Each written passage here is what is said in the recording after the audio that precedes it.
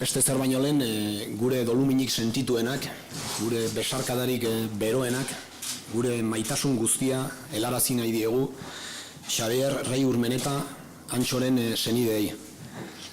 Pako eta Yolanda gurasoei, Asier, Patxi eta Maite Anaia Arrebei, eta Katixa bere joari. Antxo mutil alaia zan. Haren lagunen esanetan, lagunen oso laguna. Kartzelan, azkenaldi luze hontan, ikasketekiko bokazioa deskubritu zuen. Eta nota bikainak ateratzen ari zen, pedagogia ikasten ari zen. Eskulanak egitea maite zuen. Lagunek etxea beteta omen dute arke egindako pulseraz, larruzko hainbat obrez eta bar. Atxilotu zutenean labeko militantea zan, delegatua, Neumatikos Iruña enpresan. Horrek ematen du bere konpromisoaren neurria. Bere hilobaz maite minduta zegoen, Katixa zuen esena, esan dudan bezala, eta amets egiten zuen bera askatasunean bezarkatu ahal izango zuen egunarekin. Herri honen indarretan sinisten zuen, eta baikorra zen Euskal Herriaren etorkizunarekin. Lagun ona, militante fina eta are pertsona hobea. Hala deskribatzen dute, ezagutzen zutenek. Bart arratsaldean Puerto Iruko espetxean, zainak moztu zituen sufrikari hori gehiago jasan ezinik. Dolu uneak dira, ezker abertzalearen familia politika osatzen dugun guztiontzat, baina sinistuta gaude dolu eguna dela ere, dolu uneak direla, herri honetako sektore sozial zabalentzat.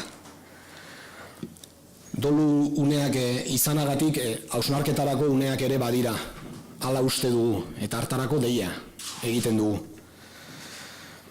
Lehen hausnarketa bat mahai gaineratu nahi dugu.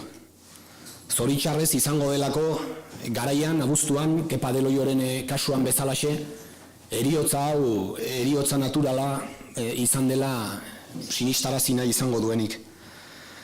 Horren aurrean gogoratu nahi dugu, Xabier, Antxo, bortizki torturatu egin zutela, atxilotu zutenean.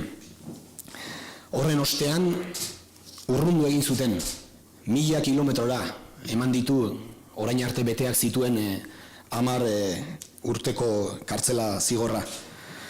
Eta isolamenduan izan dute, lehenengo graduan 10 urte hauetan. 22 orduz, ziega batean.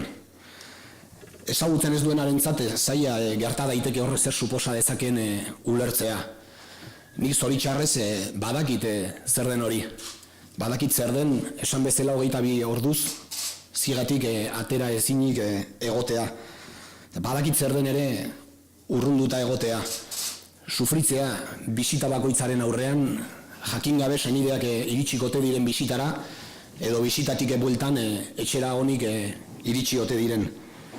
10 urte luzez izan dute baldintza horietan. Esan daiteke, torturatu eta gero 10 urtez luzatu dutela bere tortura. Beraz, heriotza hau ez da heriotz natural bat, inondik inora. Ez dagoelako dispersio politika, baino gauza antinaturalagorik, ez dago senideak, lagunak, maite dituzun personak, 40 minutu eskaseko bisita bat egiteko, 100 kilometro egitera behartzera baino gauza antinaturalagorik, ez dago espetxean hain ohikoak diren tratu txarrak, desasistentzia medikua, eta bar luze hori baino gauza antinaturalagorik. Xabier, Antxo, beraz, ez da motibo naturalengatik edo kausa naturalengatik hil. Xabierren heriotzak izen abizenak dauzka. Estatu espainola, egun indarrean mantentzen duen salbuespen politika, penitentziarioa eta alderdi popularra. Xabier ez da hil. Xabier hil egin dute. Esan bezala, politika penitentziario kriminal honek eta alderdi popularrak. Bigarren hausnarketa bat mahai gaineratu nahi dugu. Heriotza hau ekidin egin zitekeen.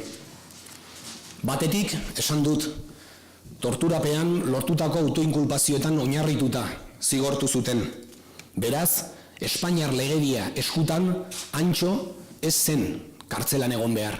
Espainiar legedia horrek argi adierazten duelako ezin dela inor zigortu torturapean ateratako autoinkulpazioetan oinarrituta. Hori gutxi balitz, egungo politika penitentziarioa indarrean mantentzeak ere, esan dudan bezala, zalantzari gabe izan du zeresanik heriotza honetan. Politika penitentziario hori egokitu egin balitz, akaso Xabier une hontan 3. graduan egongo zelako, permisoz ateratzeko aukera izango zuelako, eta zergatik ez, akaso dagoeneko kalean egongo zelako. Beraz, esan bezala, exigitzen dugu, eta hau da 3. hausnarketa. Batetik, torturapean lortutako autoinkulpazioetan oinarritutako sententzia guztiak errebisa daitezen, eta behar balitz bertan bera uz daitezen. Eta exigitzen dugu ere, egungo politika penitentziarioaren amaiera. Behin baino gehiagotan esan dugu, eta gaur ere errepikatuko dugu. Bide horri adostu bat behar da, herri honetako eragile sozial, politiko eta instituzional guztien artean adostua. Bukatu behar direlako, batetik eta lehen bailen urrunketa. Bukatu behar dira ere, lehenengo gradua eta gainontzeko salbuespen neurri guztiak euskal presoei aplikatzen zaizkionak. Baina bukatu egin behar da ere, salbuespen legedia osoa. Zertarako eta legedia arruntaren bidez eta justizia trantsizionalean oinarritutako kriterioen bidez euskal preso politiko guztiak berandu baino lehen kalera ateratzeko. Askotan esan dugun bezala, ez dagoelako normalizazio politikorik, ez dago bake justu iraunkor eta oso bate eraikitzerik espetxeetan ehunka preso politiko diren artean edo atzerrian ehunka errefuxiatu politiko diren artean. Bestelako hausnarketa bat ere mahai gaineratu nahi dugu, errelatoaren ingurukoa.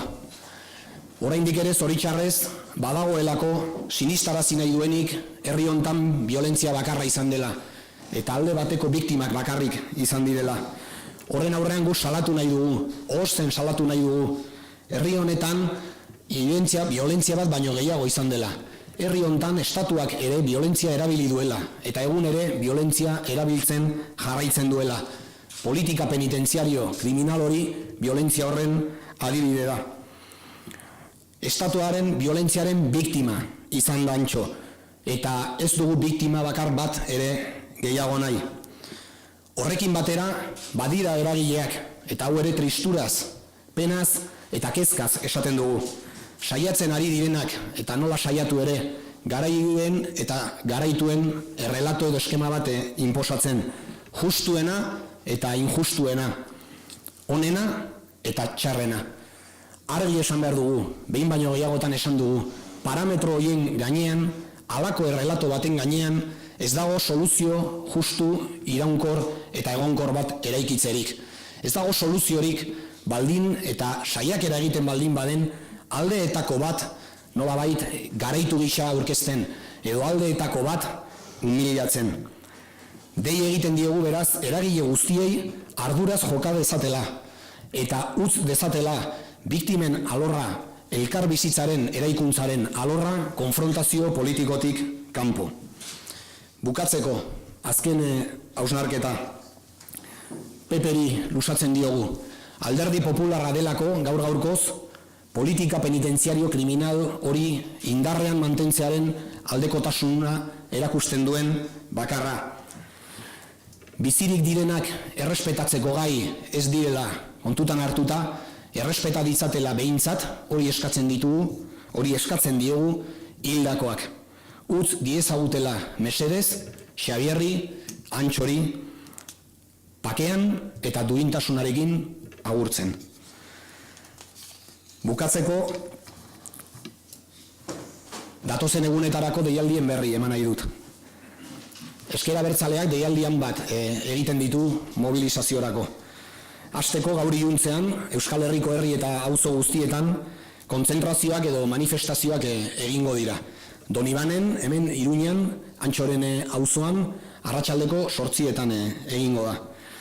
Biharko egunean, oraindik ere ez dakigu zein ordutan zehazki, autopsiaren arabera moldatu egin beharko dugulako, baina biharko egunean gorpuari lehen harrera egingo genioke Iratxe tanatorioan Donibane auzoan bertan.